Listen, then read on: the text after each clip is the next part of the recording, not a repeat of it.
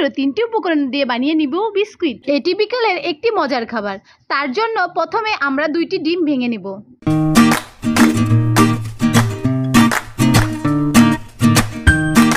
ডিমের মধ্যে আমি 3 চামচ চিনি দিয়েছি।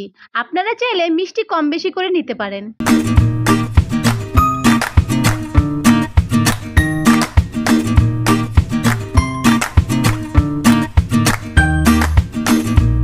ডিম আর চিনিটাকে ভালো করে ফেটে নিতে হবে যতক্ষণ না চিনি গুলে যায়।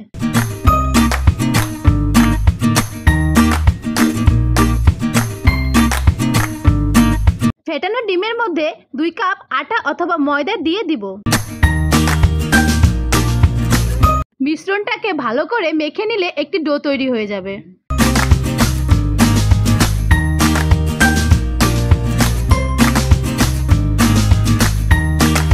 এর মধ্যে বাড়তি জল দেওয়ার কোনো প্রয়োজন নেই।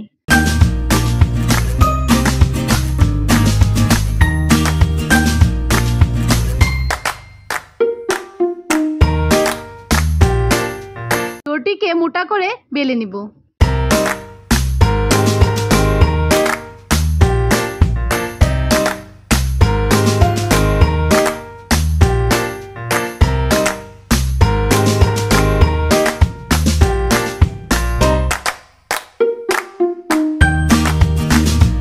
বেলে নেওয়ার পর যেরকম মন চায় সেরকম করে কেটে নেবেন। আমি লম্বা করে কেটে নিয়েছি।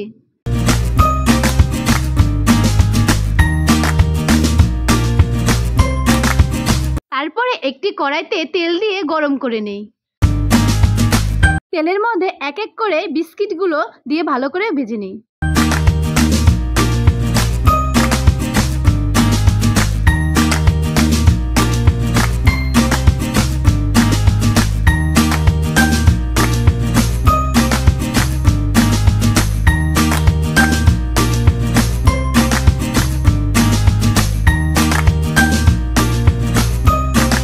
এইরকম লাল হওয়া পর্যন্ত ভেজে নিই। তাহলে তৈরি হয়ে গেল মজাদার বিস্কিট।